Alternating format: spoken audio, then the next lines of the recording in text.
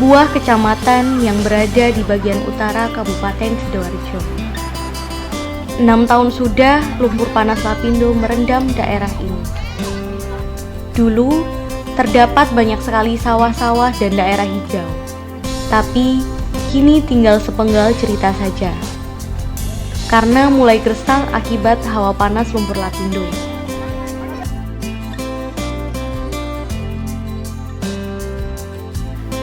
Di balik kemegahan tanggul-tanggul Lapindo yang menjulang tinggi, masih tersisa segelintir orang yang mengais remah-remah harapan.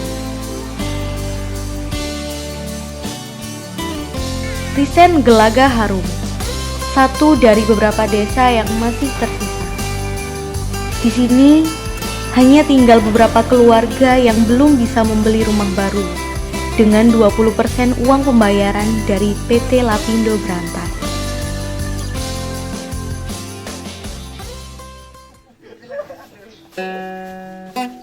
Ani, ibu tua 55 tahun ini, sudah 3 tahun terkena dampak Lapindo. Meskipun begitu, dia tetap bertahan hidup di bawah tanggul Lapindo. Rumahnya yang dulu hancur terkena angin kencang. Kini, dia tinggal di rumah saudaranya yang tak jauh dari rumahnya. Sudah tak ada pilihan lagi, hanya di sini dia bisa tinggal. Ani mempunyai 6 anak. 3 anak pertamanya sudah bekerja dan sekarang tinggal di Surabaya. Kini tinggal 3 anak yang masih jadi tanggung jawab Ani. Bapak yo kerja, biyen yo nang seleb nak, nah saiki kena lumpur selepe yo saiki saonoke. Biyen ngojek, saiki ngojeke dalani kena lumpur iki saiki toleki ku nak. Gawe ramu-ramuan iku saonoke.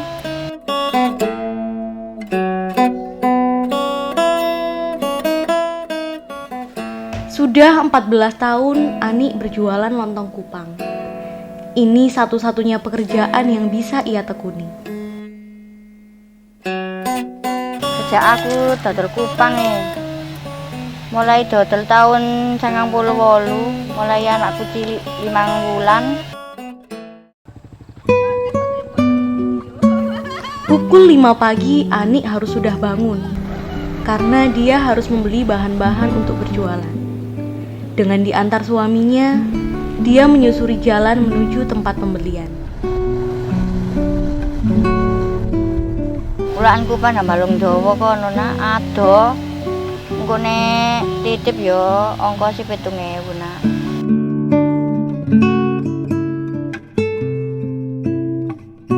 Setelah 30 menit perjalanan, Ani sampai di perkampungan nelayan. Ayo sien tengah kupange. Di sana dia bisa mendapatkan kupang mentah. Biasanya Ani membeli 30 kaleng.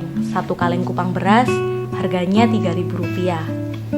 Selain membeli kupang mentah, di sana Ani juga bisa membeli petis sebagai bahan utama bumbu lontong kupang. Dodolku iku mek 4.000 nak sak piring. Engko nek sing kupang abang kok rugi nak, soalnya larang. Soalnya sak taker iku mek titik nek kupang abang, nek kupang putih sak takere entuk akeh nak. Apa bedane kupang abang karo kupang putih? Bedoe ku yo panganane sing abang ku nak yo enak nak yo empuk, legi ono legine. Nek kupang beras yo wis ngene iku nak. Ya wis biasa, cuma sing penting masake enak ya wis kupange enak ngono tok.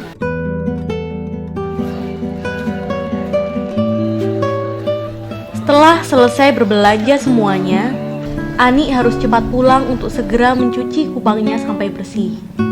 Kadang ia juga dibantu oleh anaknya.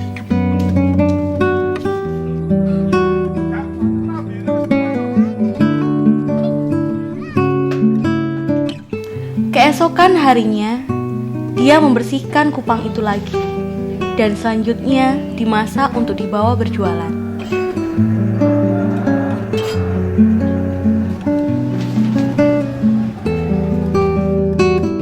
Setelah semuanya beres, Ani harus menyusun barang dagangannya di keranjang.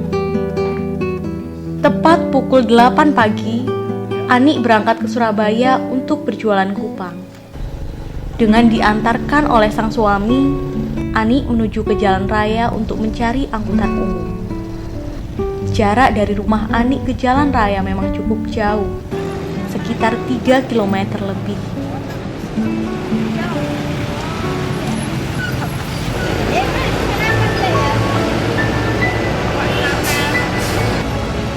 Ani ke Surabaya dengan menggunakan minibus.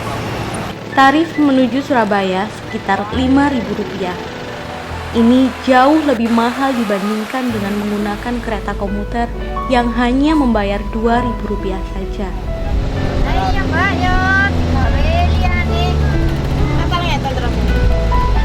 Ani tidak berangkat sendirian karena di dalam minibus itu biasanya terdapat teman-teman yang juga berjualan di Surabaya. Di sepanjang perjalanan, Ani biasanya saling bercengkerama satu sama lain.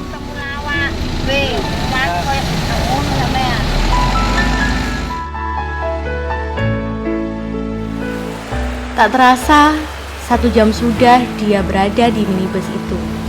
Akhirnya, dia sudah sampai di depan SMA Bayangkari, tempat ia biasa berhenti untuk memulai petualangannya menjelajahi kampung untuk menjajakan dagangannya. Baru saja dia masuk ke kampung Margorejo, para pelanggannya sudah memanggil untuk membeli kupang. Tangan tuanya terlihat terampil menyiapkan bumbu-bumbu untuk kupang. Dalam waktu sekejap, bumbunya pun sudah jadi, tinggal menambahi kupang dan juga lontong. Mudun Bayangkari, dodolku nang Jedes kono Margorejo, Bendul Merisi. Engko nek lari yo gak sampe nang Bendul nak Margorejo tok kono entek wis.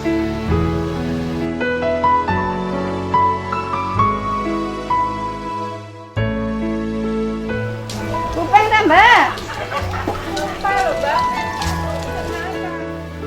Suara lengkingan Ani terdengar nyaring menghiasi suasana kampung yang terlihat lengang. Dengan sabar, Ani berjalan menyusuri kampung untuk mencari pelanggan lainnya. Jam sudah menunjukkan pukul 3:30 sore. Ani sudah lelah berkeliling kampung. Tidak sia-sia hasilnya. Dia berhasil menjual habis dagangannya. Antuke aku nek entek gak mesti kadang jam 3, kadang jam 5 nak, engko kadang ya numpak sepur. Sepur komputer iku nak, ya lumayan 2.000.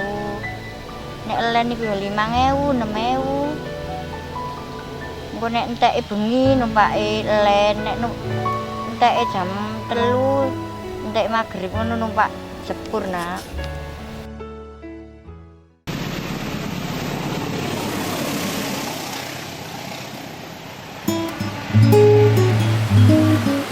Ani terlihat menunggu kereta komuter jurusan Sidoarjo dengan sabar. Dia berniat menggunakan kereta untuk pulang ke rumahnya.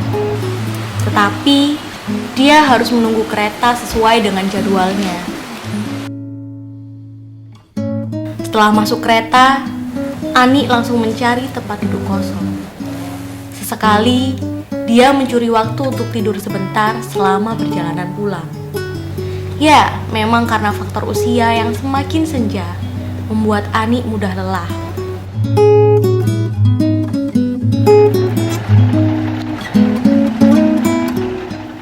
Sesampainya di stasiun Tanggulangin, Ani langsung bergegas turun dari kereta dan menyeberang jalan raya untuk mencari ojek menuju rumahnya.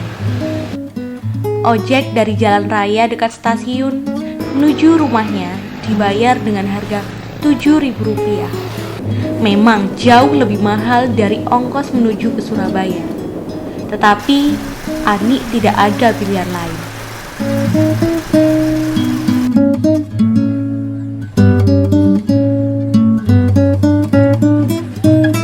Sesampainya di rumah, Ani langsung bergegas membereskan peralatan dagangnya untuk disimpan dan dipakai lagi keesokan harinya. Setelah itu, Ani tak langsung bisa istirahat.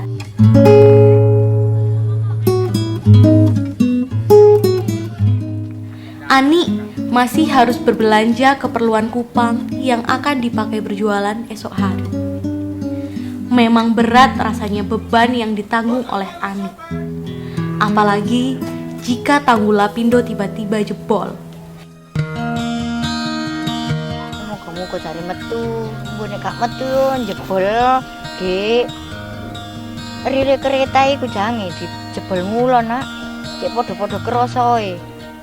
Wong sing kena dampak lapindo nggen gak nelongso ngono. Enak-enakan wong pemerintah iku nek gak dijebol kening ngerili iku. Ngono jare wong-wong iku.